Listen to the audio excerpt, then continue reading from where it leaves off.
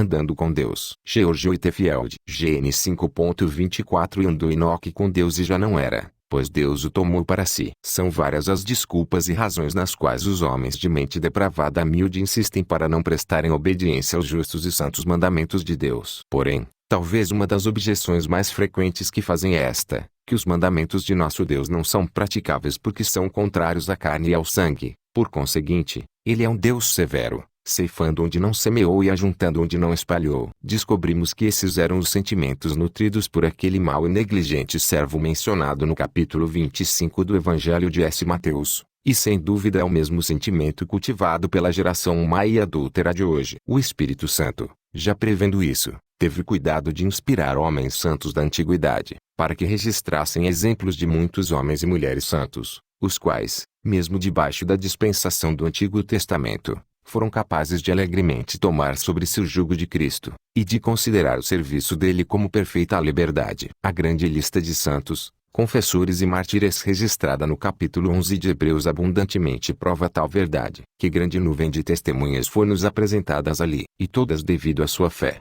porém, com alguns tendo um maior grau de brilho do que outros. O protomártir Abel lidera o grupo. Em seguida, temos Enoque, não somente porque ele é o próximo pela ordem dos relatos bíblicos, mas, também, devido à sua elevada piedade, dele se fala de maneira extraordinária nas palavras do texto. Temos aqui um relato conciso, mas muito completo e glorioso, tanto de seu comportamento neste mundo quanto do modo triunfante da sua entrada no outro. O primeiro caso está encerrado nestas palavras: Enoque andou com Deus. O segundo, nestas, ele já não era, pois Deus o tomou para si. Ele não era, ou seja, não foi mais encontrado. Ele não foi levado da maneira comum. Ele não viu a morte, pois Deus o trasladou. Hebreus 11:5. Quem foi esse Enoque não transparece tão explicitamente. Para mim, ele parece ter sido alguém de caráter público, suponho eu, visto como não era um pregoeiro da justiça. E, se demos crédito ao apóstolo Judas, ele era um ardente pregador, pois Judas cita uma de suas profecias onde Enoque diz: Eis que veio o Senhor entre suas santas miríades, para exercer juízo contra todos e para fazer convictos todos os ímpios acerca de todas as obras ímpias que impiamente praticaram e acerca de todas as palavras insolentes que ímpios pecadores proferiram contra ele. Judas verso 14 e 15. Porém, se Enoque foi pessoa pública ou comum, o fato é que ele deu nobre testemunho através de suas vívidas profecias. O autor da Epístola aos Hebreus nos diz que antes de seu traslado ele tinha este testemunho, de que agradou a Deus, e o fato de ter sido trasladado foi uma prova que não deixou nenhuma dúvida. E eu assinalo que foi sabedoria maravilhosa Deus trasladar Enoque e Elias sob a dispensação do Antigo Testamento, para que, doravante, quando se asseverasse que o Senhor Jesus foi levado ao céu, não parecesse de todo inacreditável aos judeus, visto que eles mesmos confessavam que 2 de seus próprios profetas haviam sido transportados centenas de anos antes. Porém, não é meu intento deter-me mais com acréscimos e observações sobre a breve mas abrangente análise da virtude de Enoque. O que eu tenho em vista é fazer um discurso, à medida que o Senhor me capacitar, sobre um tópico momentoso e muito importante. Quero falar do andar com Deus. E Enoque andou com Deus. Se isso puder ser dito de você e de mim depois de nossa morte, certamente não teremos razão alguma de nos queixarmos de havermos vivido em vão. Desenvolvendo o assunto proposto, eu pretendo: 1. Empenhar-me para mostrar o que está implícito nas palavras andou com Deus. 2. Prescrever alguns meios pelos quais, devidamente obedecidos, os crentes possam acompanhar e manter o seu andar com Deus. 3. Apresentar algumas razões para nosso incentivo, pois, se nós nunca antes andamos com Deus, que a partir de agora venhamos e caminhemos com Ele agora. Tudo será encerrado com uma palavra ou duas de aplicação. Primeiro, tenho de mostrar o que está implícito nas palavras andou com Deus, ou, em outras palavras, o que devemos entender por andar com Deus. Isso significa que o poder predominante da hostilidade do coração de uma pessoa foi removido pelo bendito Espírito de Deus. Talvez algo duro de se dizer a alguns. No entanto, nossa experiência diária prova que as Escrituras em muitas passagens afirmam que a mente carnal, a mente do homem natural não convertido, ou melhor, a mente do não regenerado, tanto quanto qualquer parte dele que permaneça não renovada, é inimizade, não só uma inimizade, mas inimizade mesma contra Deus, de forma que não está sujeita à lei de Deus, nem de fato pode estar. Realmente, é bem de se admirar que alguma criatura, especialmente esta adorável criatura homem, feita à imagem e semelhança de seu Criador, possuísse qualquer inimizade, muito menos uma inimizade predominante contra esse mesmo Deus no qual o homem vive, se move e existe. Mas, aí, assim o é. Nossos primeiros pais contraíram esta hostilidade quando, por ocasião da queda, separaram-se de Deus comendo do fruto proibido, e o amargo e maligno contágio passou e se espalhou completamente para sua descendência inteira. Esta inimizade veio à tona no esforço de Adão ao esconder-se atrás das árvores do jardim. Ao ouvir a voz do Senhor Deus, em vez de correr em sua direção com o coração aberto dizendo, aqui estou, aí. Ele agora não queria nenhuma comunhão com Deus e sua hostilidade ficou mais aparente através da desculpa que deu ao Altíssimo. A mulher, ou, esta mulher, que você me deu, ela me deu do fruto, e eu comi. Com efeito, dizendo isso Adão responsabiliza Deus e é como se ele tivesse dito, se tu não tivesses me dado esta mulher, eu não teria pecado contra ti, portanto, és o culpado da minha transgressão. E dessa mesma maneira essa inimizade está no coração dos filhos de Adão. Eles de vez em quando encontram algo para se insurgirem contra Deus, dizendo ainda, o que fazes tu? Isso põe no ridículo qualquer um dos inferiores rivais de Deus, diz o erudito Dr. Owen, em seu excelente tratado sobre o pecado interior. Essa exigência é como aquela dos assírios com a respeito a Acabe. Acertem somente o rei em Reis 22. E assim, atacam tudo que tem aparência de verdadeira piedade assim como os assírios atiraram contra Josafá só porque vestia as vestes reais. Porém, a oposição cessa quando eles descobrem que é só aparência, como os assírios que deixaram de perseguir Josafá ao perceberem que ele não era Acabe. Essa inimizade se revela no amaldiçoado Caim, que odiou e assassinou seu irmão Abel porque se era amado e favorecido particularmente por seu Deus. E essa mesma inimizade governa e prevalece em cada homem gerado da descendência de Adão. A partir de então, a aversão à oração e aos deveres santos já é encontrada nas crianças e muito frequentemente nas pessoas adultas, mesmo que hajam sido abençoadas com uma educação religiosa. E todo esse pecado e impiedade manifestos, que como um dilúvio tem inundado o mundo, são somente riachos correndo desta fonte horrivelmente contaminada. Quero dizer, a inimizade do coração do homem desesperadamente mau e enganoso. E aquele que não pode endossar isso, não conhece nada ainda, não de uma maneira salvífica, das sagradas escrituras nem do poder de Deus. Pois todo aquele que entende isso prontamente reconhecerá que antes que se possa dizer que alguém anda com Deus, esse poder preponderante dessa hostilidade de coração deverá ser aniquilado. Pois as pessoas que entre si mantêm ódio e inimizade irreconciliável uma contra a outra, não costumam andar juntas nem compartilhar entre si a companhia. Atentem ao que eu digo, o poder dessa hostilidade predominante deve ser tirado, apesar da essência deste sentimento nunca ser totalmente removida até curvarmos definitivamente nossas cabeças e rendermos o espírito. O apóstolo Paulo, de maneira ineludível ao falar de si mesmo, e não se referindo ao tempo em que era um fariseu, mas já como um verdadeiro cristão, lamenta que, quando queria fazer o bem, o mal estava presente com ele, não tendo domínio sobre ele, porém, se opondo e resistindo às suas boas intenções e, assim, ele não podia fazer as coisas que queria, ou seja, na perfeição que o novo homem desejava. Isto é que ele chama o pecado habitando nele e a isto que se refere From Massarco, usando as palavras do 9º artigo de nossa igreja, da carne, uns apresentam sabedoria, alguns, sensualidade, outros, fortes desejos, que ainda permanecem, sim, naqueles que são os regenerados. Porém, esse poder é destruído em cada alma que é verdadeiramente nascida de Deus, e vai ficando gradualmente mais e mais enfraquecido na medida em que o crente cresce em graça e o Espírito de Deus vai tendo ascendência cada vez maior sobre o seu coração. Segundo, andar com Deus significa não somente que o poder da inimizade que domina o coração do homem é retirado, mas também que a pessoa de fato é reconciliada com Deus Pai, em e através da justiça e expiação todos suficientes de seu querido Filho. Podem dois caminhar juntos se não houver entre eles acordo. Amós 3.3. Jesus é nossa paz, bem como aquele que media nossa paz. Quando somos justificados pela fé em Cristo, então, e somente então, é que temos paz com Deus e consequentemente só a partir daí é que podemos dizer que andamos com Ele. O andar com uma pessoa é um sinal e uma prova de que somos amigos desta pessoa ou pelo menos, ainda que tenhamos tido divergências, revela que nos reconciliamos e nos tornamos amigos de novo. Esta é a grande mensagem que os ministros do Evangelho estão proclamando. A nós é confiado o ministério da reconciliação. Como embaixadores de Deus, nós temos que rogar aos pecadores, no lugar de Cristo, a se reconciliarem com Deus e, quando eles atendem a este gracioso convite são realmente, pela fé, trazidos a um estado de reconciliação com Deus, então, e só então, eles podem dizer que estão começando a andar com Deus. Terceiro, Andar com Deus implica em estabelecer uma firme e permanente comunhão e amizade com Ele, ou o que nas Escrituras é chamado o Espírito Santo habitando em vós. Isso foi o que nosso Senhor prometeu quando disse aos discípulos que o Espírito Santo estaria neles e com eles,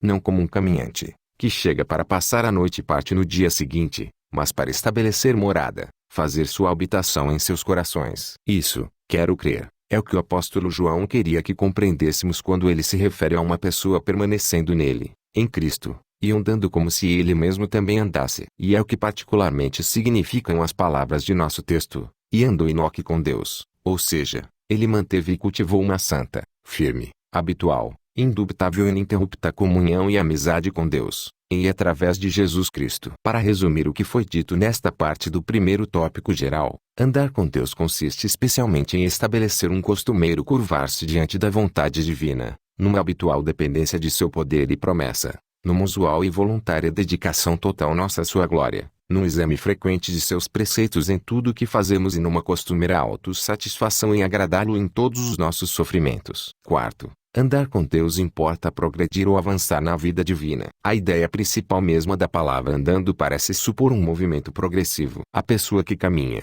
ainda que se mova vagarosamente, vai adiante e não continua no mesmo lugar. E assim é com aqueles que andam com Deus. Eles prosseguem, como diz o salmista, de força em força ou na linguagem do apóstolo Paulo, somos transformados de glória em glória na sua própria imagem, como pelo Senhor o Espírito. De fato, em certo sentido a vida divina não admite acréscimo nem decréscimo. Quando alguém nasce de Deus, para todos os fins e propósitos ele é um filho de Deus, e ainda que viva até a idade de Metusalém, não obstante, ainda será um filho de Deus. Porém, em outro sentido, a vida divina admite declínios e melhoras. Daí encontrarmos o povo de Deus culpado de apostasia e perdendo seu primeiro amor. E é por isso que ouvimos falar de bebês, jovens e pais em Cristo. Nesse sentido, o apóstolo Paulo exorta a Timóteo, que o teu progresso seja a todos manifesto, e o que aqui é exigido de Timóteo em particular, o apóstolo Pedro impõe a todos os cristãos em geral. Antes, crescei na graça e no conhecimento de nosso Senhor e Salvador Jesus Cristo. Pois a nova criatura cresce em estatura espiritual e,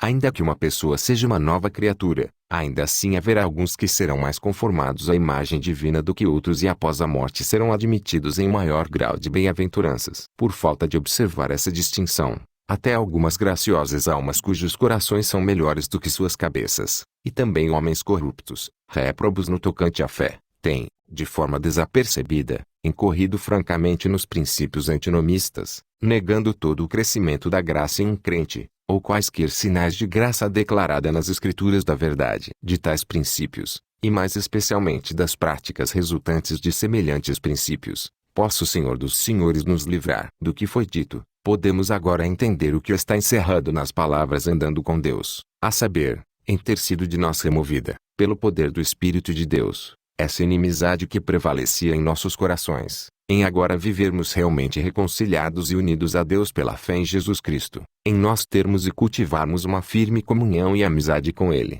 e em fazermos progresso diário no relacionamento com Deus, a fim de sermos conformados mais e mais à imagem divina. Como isso é feito, ou, em outras palavras, por quais meios os crentes cultivam e mantêm esse andar com Deus é o que vamos considerar em nosso segundo tópico geral. 2. Em primeiro lugar, os crentes mantêm seu andar com Deus ao lerem sua santa palavra. Examinem as Escrituras, pois elas é que testificam de mim, diz nosso bendito Senhor. E o nobre salmista diz, a palavra de Deus é lâmpada para os meus pés e luz para os meus caminhos, e estabelece-a como característica de um homem bom, o qual tem seu deleite na lei do Senhor, e se exercita nela dia e noite. Entrega-te a leitura, diz Paulo a Timóteo, e Deus diz a Josué, e este livro da lei não se afaste de tua boca. Pois tudo o que dantes foi escrito, o foi para o nosso aprendizado. E a palavra de Deus é útil para o ensino, para a repreensão, para a correção e para a instrução na justiça, e de todas as maneiras suficiente para tornar cada filho de Deus perfeitamente habilitado para toda a boa obra. Se nós nos envaidecermos no nosso conhecimento da Bíblia e deixarmos de fazer da palavra escrita de Deus nossa única regra de fé e conduta,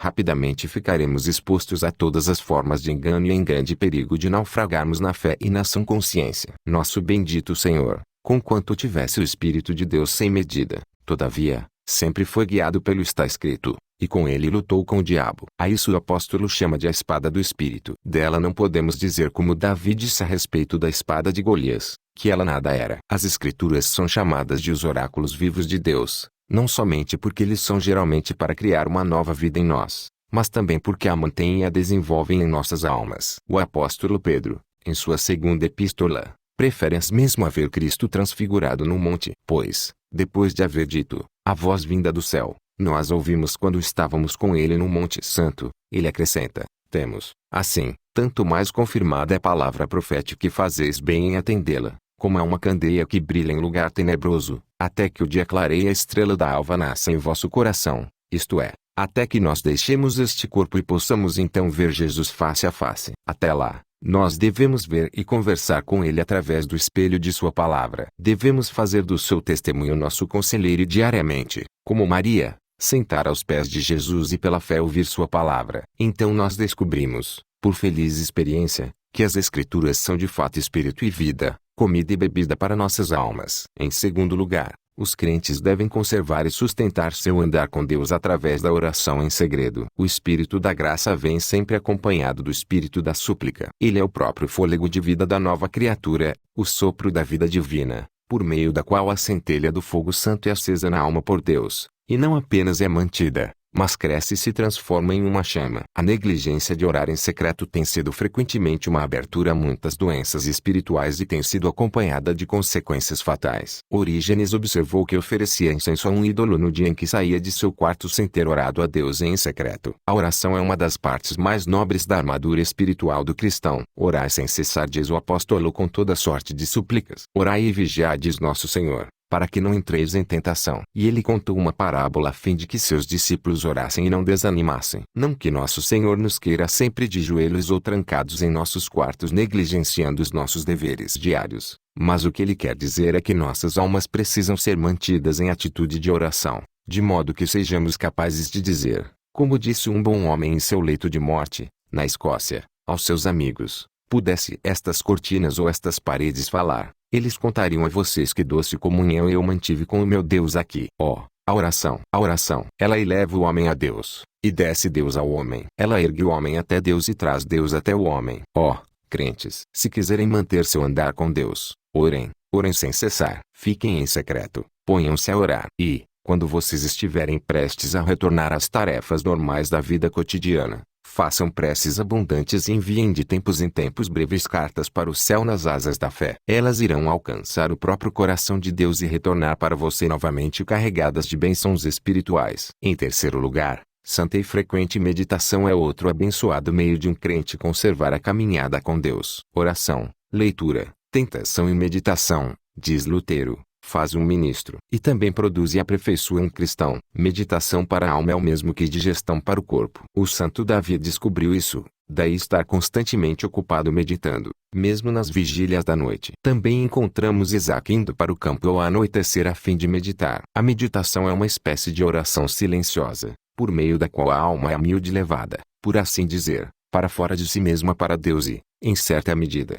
como aqueles espíritos abençoados, os quais por uma espécie de intuição imediata, sempre veem a face de nosso Pai Celeste. Ninguém, exceto essas felizes almas que estão acostumadas a essa ocupação divina, pode dizer que bendita promotora da vida divina é a meditação. Enquanto eu meditava, diz Davi, acendeu o fogo. E enquanto o crente medita na obra e na palavra de Deus, especialmente na obra das obras, na maravilha das maravilhas, no mistério da piedade, Deus manifestado em carne, o Cordeiro de Deus morto pelos pecados do mundo, ele frequentemente sente acender o fogo do amor divino, e vê-se assim obrigado a usar a sua língua para falar da ternura de Deus à sua alma. Sejam assíduos na meditação todos vocês que desejam guardar e manter um íntimo e estável andar com o Deus Altíssimo. Em quarto lugar, os crentes cultivam seu andar com Deus vigiando e observando a maneira providencial como Deus está lidando com eles. Se cremos nas Escrituras, então devemos crer no que o Senhor declara nelas. Todos os cabelos de vossa cabeça estão contados,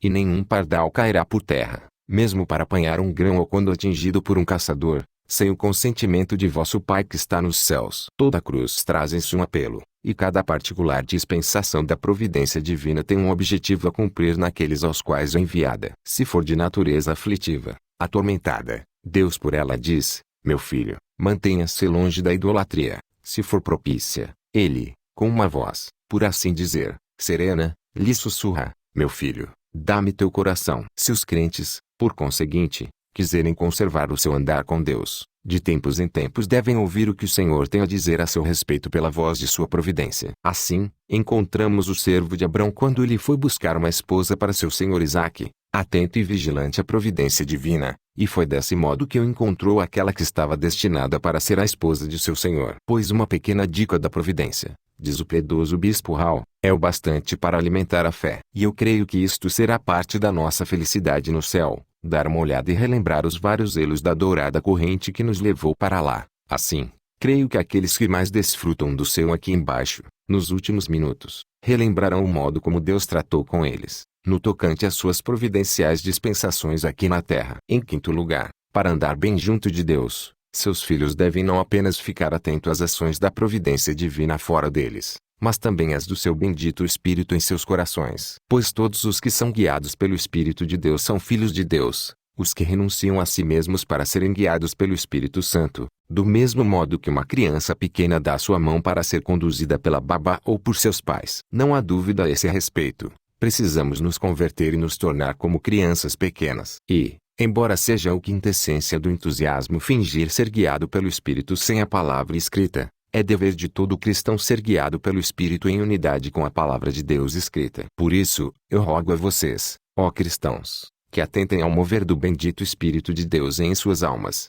e sempre testem as sugestões ou influências toda vez que vocês as sentirem, pela infalível regra da Santíssima Palavra de Deus, e, se não se achar concordância entre elas e a Palavra de Deus, rejeitem-nas como diabólicas e ilusórias. Tendo tal precaução, vocês se conduzirão por um caminho intermediário entre dois extremos perigosos em que incorre esta geração, quero dizer, o entusiasmo, por um lado, e o deísmo e a completa infidelidade por outro. Em sexto lugar, aqueles que querem manter uma santa caminhada com Deus devem andar com Ele nas ordenanças, nas providências etc. Por isso, está registrado que Zacarias e Isabel eram justos diante de Deus e andavam irrepreensivelmente em todos os preceitos e mandamentos do Senhor. E todo cristão corretamente instruído considerará os mandamentos, não como algo desprezível, mas sim como canais condutores por meio dos quais o infinitamente afável Jeová comunica a sua graça às suas almas. O cristão reputá-los-á como o pão das criancinhas e como seu mais alto privilégio. Consequentemente,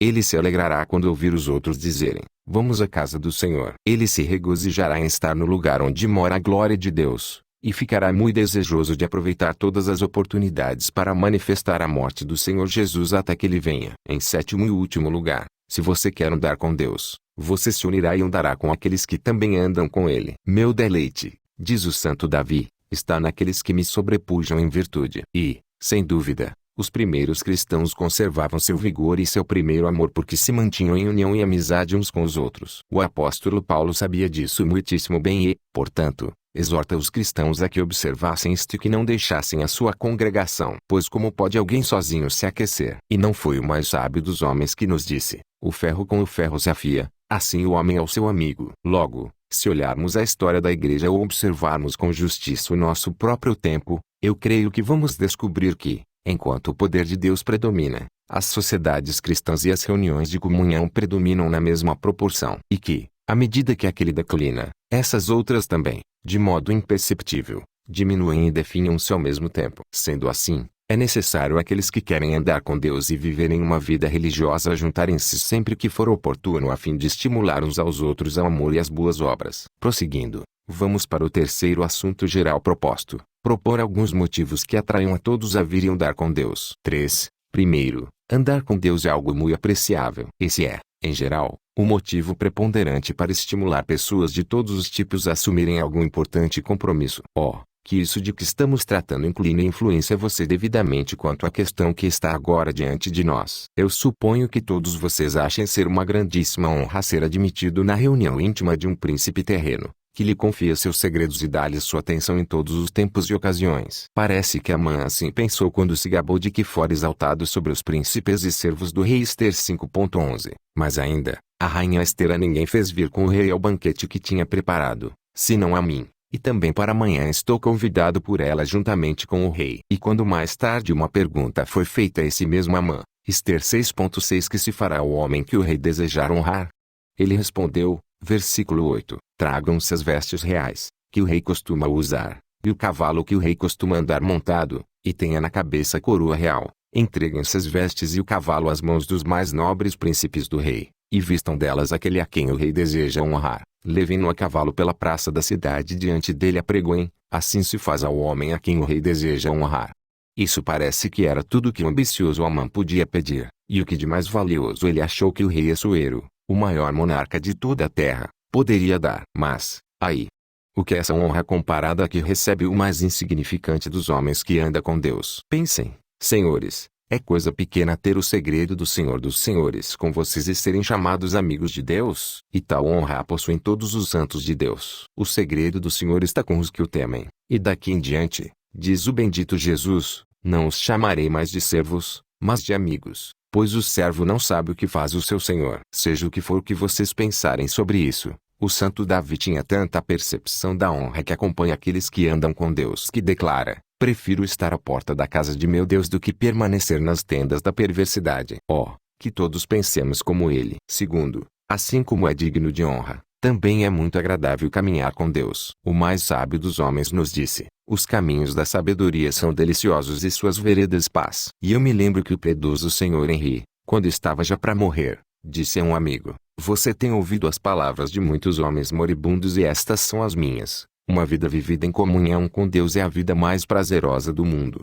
Com segurança, confirmo que isso é verdadeiro. Deveras, fui alistado sob estandarte de Jesus somente há poucos anos. No entanto, eu tenho encontrado mais firme prazer em um único momento de comunhão com meu Deus do que eu teria ou poderia ter nos caminhos do pecado, mesmo que eu tivesse prosseguido no pecado por milhares de anos. E diante dessa verdade, poderia eu não apelar a vocês que temam e andem com Deus? Não lhes vale um dia nos átrios do Senhor, mais que 1000 anos em guardar os mandamentos de Deus. Não encontraram vocês um presente e uma muito grande recompensa? Não tem sido a sua palavra mais doce do que o mel ou do que o favo de mel para vocês?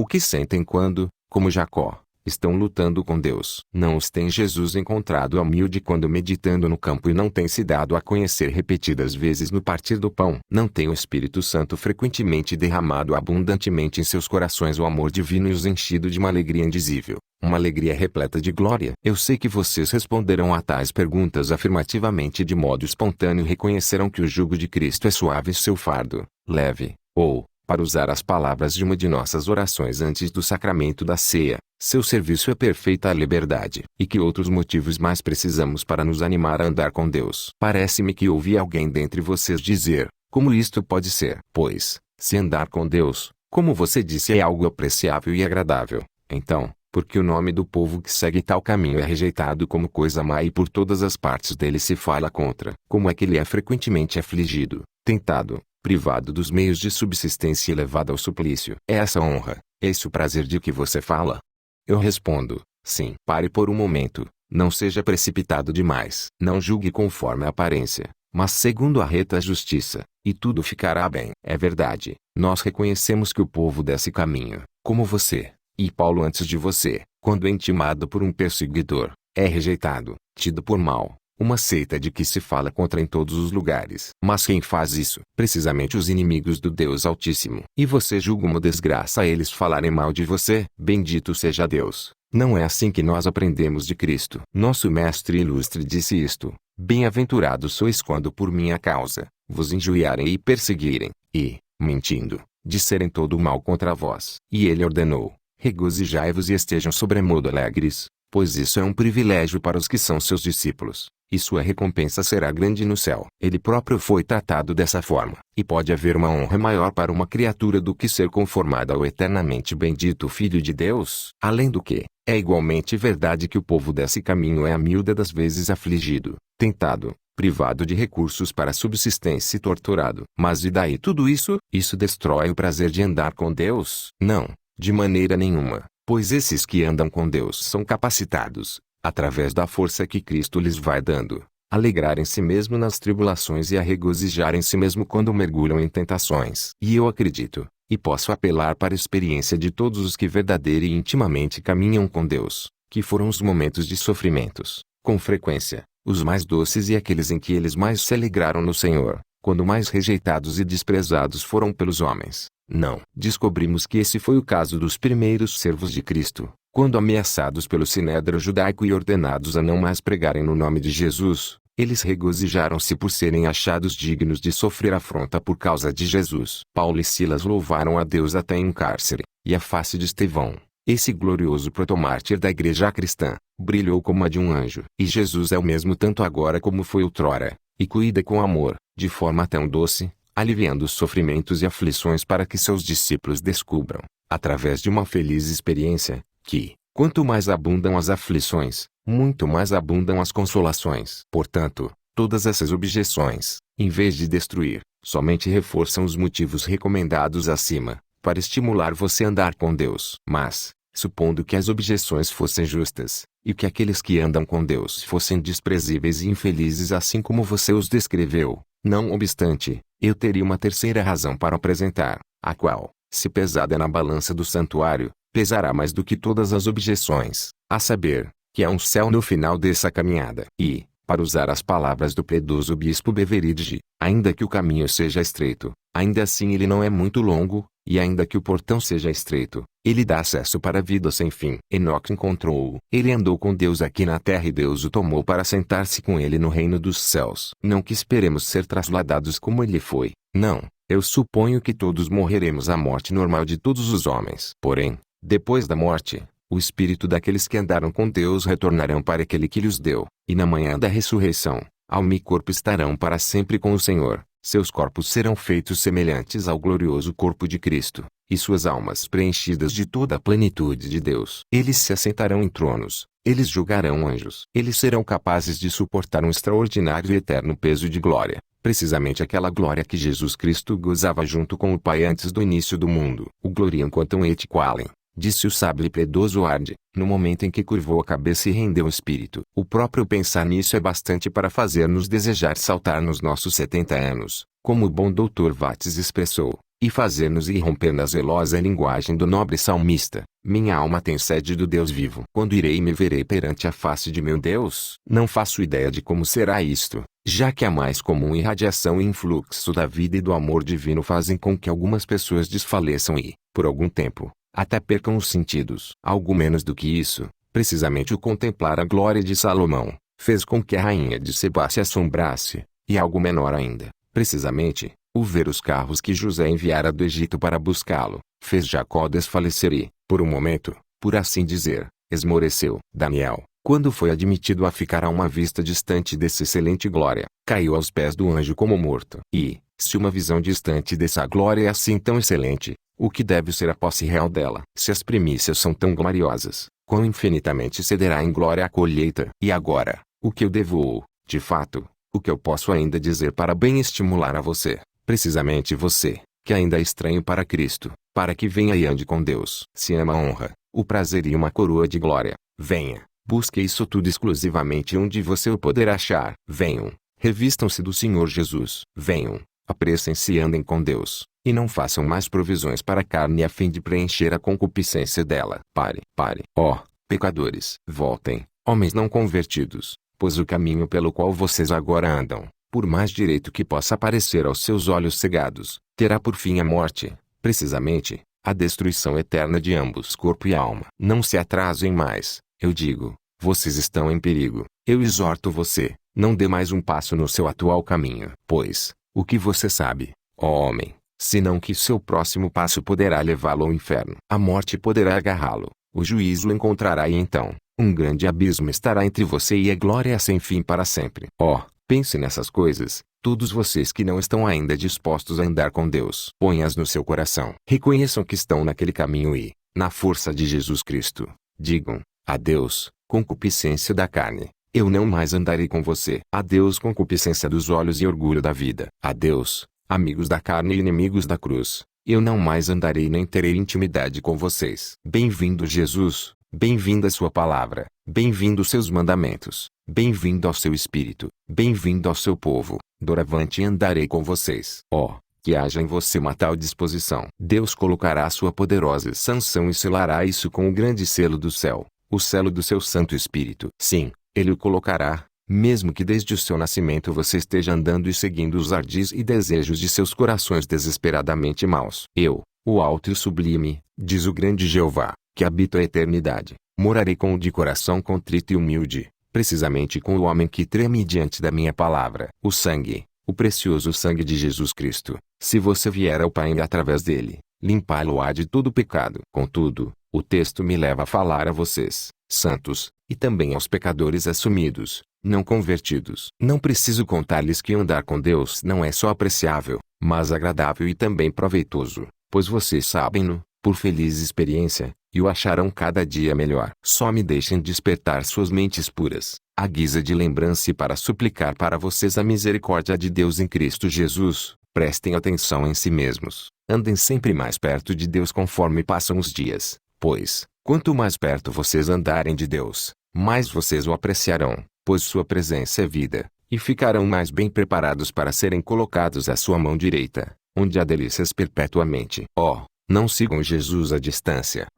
Não sejam tão formais, não sejam tão mortos e estúpidos no cumprimento dos santos preceitos. Não abandonem vergonhosamente a sua congregação, não sejam avarentos ou indiferentes para com as coisas de Deus. Lembrem o que Jesus disse da igreja de Laodiceia: porque vocês não são frios nem quentes, vou vomitá-los de minha boca. Pensem no amor de Jesus, e que esse amor constrange-os a se conservarem próximos dele, e, ainda que vocês morram por ele, não o neguem. Não fiquem distantes dele de modo nenhum. Uma palavra aos meus irmãos no ministério que estão aqui presentes, e eu encerro. Vocês percebem, meus irmãos, meu coração está cheio, quase diria que isso é grande demais para dele se falar e, todavia, grande demais para sobre ele se silenciar, sem lhes dar uma palavra. Pois o texto não fala especificamente àqueles que têm a honra de serem denominados embaixadores de Cristo e mordomos dos mistérios de Deus. Eu fiz observação no começo desta elocução que Enoque, com toda a probabilidade, era um homem público e um ardoroso pregador. Embora esteja morto,